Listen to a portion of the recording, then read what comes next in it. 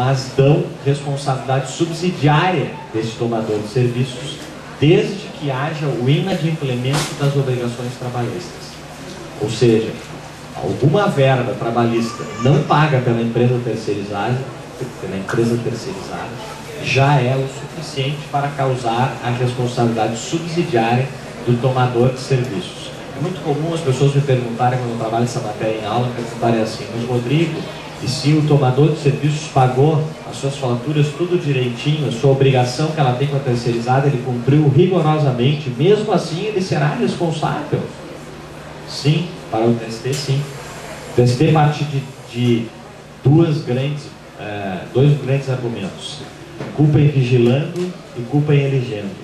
Ou seja, o tomador, o cliente responde porque escolheu mal, culpa em elegendo, escolheu mal o prestador de serviço, contratou um prestador de serviço idôneo que não está pagando os seus empregados corretamente, e culpa em vigilando, está fiscalizando mal a sua terceirizada, está de alguma maneira não fiscalizando adequadamente, porque está deixando ela não pagar adequadamente os seus empregados, e por isso ela responde, por isso ele responde subsidiariamente.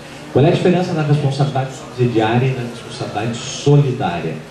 A responsabilidade subsidiária é aquela que o tomador só vai pagar se a empresa terceirizada não tiver condições de pagar, não tiver patrimônio suficiente para pagar a conta. Ou seja, é o chamado benefício de ordem, ela só paga se a terceirizada não tiver patrimônio.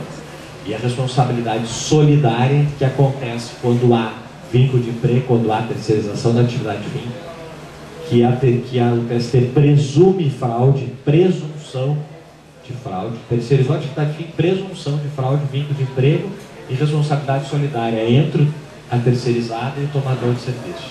Qual é a diferença então da responsabilidade solidária?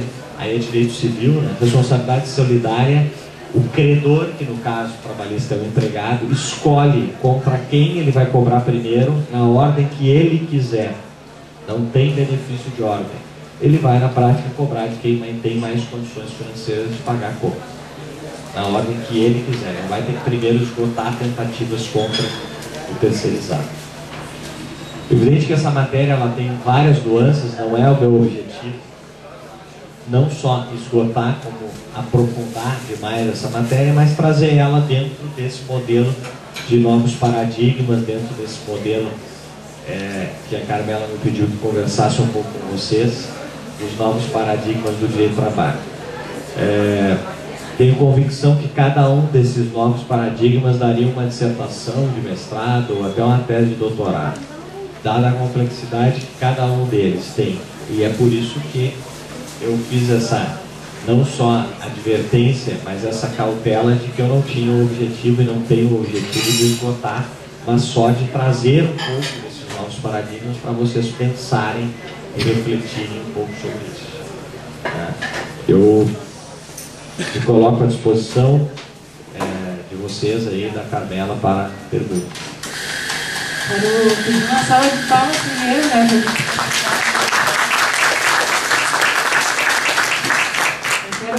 Agradecer primeiramente, apesar de a gente se dividir um pouco nos bastidores do evento, eu acompanhei alguns pontos, vai vou ter a oportunidade de pegar na íntegra do vídeo que a gente vai estar disponibilizando para vocês, mas queria, antes de passar o microfone para vocês, já queria fazer uma pergunta, agradecendo. Eu sempre estava, quando eu comecei a pensar, e a gente começou a pensar na ideia de tema, na verdade a gente não fala mais de relações relações entre empregado e empregador, né? Nós falamos em relações de trabalho. Então, dentro dessa perspectiva de terceirização, a tendência vai ser cada vez mais comum serviços de e-mail serem efetivados, porque a gente sempre tem essa pelo menos eu tinha isso antes, essa convicção, né, de trabalhar de relações de empregado e empregador, mas agora é muito mais, eu acho que a dinâmica está se dando bem mais em relações mesmo, como o senhor falou, relações de trabalho, do que relações qual é assim, a sua expectativa em relação a situações de demanda trabalhista mesmo? Agora, será que vai haver mais um aumento de empresas contra empresas por alguma quebra contratual, ou as demandas que eram antes entre uma empresa e assim? Eu acho que vai haver mais os processos mais esses de subsidiariedade, ou se não de responsabilidade solidária. Eu acredito que seja o mais comum, não? Sim. O mais comum é a responsabilidade subsidiária.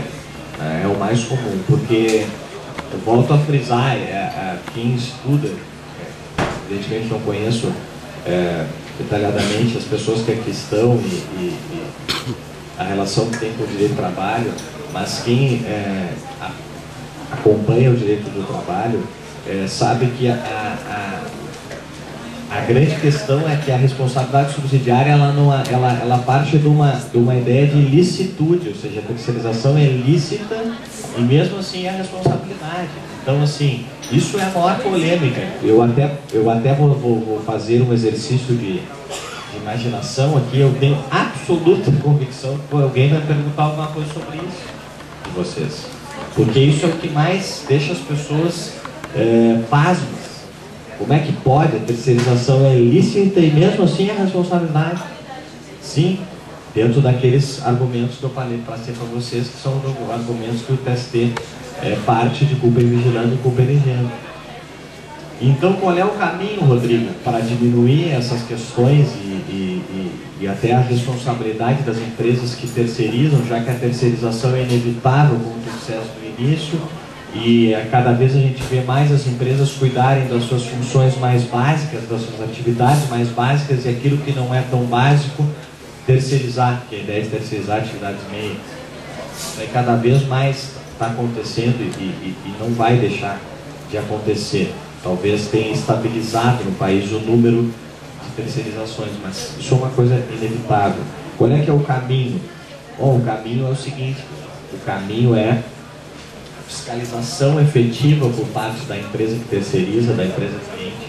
E que forma ela pode fazer essa fiscalização? Por exemplo, condicionando o pagamento da fatura a trazer para ela olhar o pagamento dos funcionários, a folha, trazer para ela olhar a GPS aqui de Previdência Social, para ver se está recolhendo a Previdência Social, o FGTS de todo mundo, ou seja, toda a documentação dos seus empregados. E a partir do momento que está tudo certo, paga. Não está tudo certo, regulariza primeiro, te paga depois.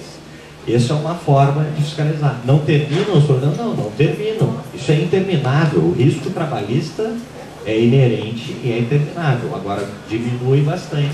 Até porque se eventualmente esse empregado, essa terceirizada, ajuizar uma ação e a empresa teve a cautela de exigir essa documentação, se tiver um passivo trabalhista, provavelmente vai ser um passivo trabalhista reduzido, já bastante eliminado por essa fiscalização. O problema que a gente tem é que a maioria das empresas não fazem isso. E as empresas quebram, exemplo típico são as empreiteiras de construção civil, que quebram, somem o empreiteiro e aí não tem nem como comprovar nada. Não tem como comprovar, às vezes, nem os pagamentos mais básicos, porque não são contratos. Pois não, tenha bondade. Tudo bem. Tudo bem. Eu vou te contar uma história sobre serviço temporário. Eu era advogado de uma empresa. Vamos lá? Professor, vou pedir então para a gente tirar a foto e ver se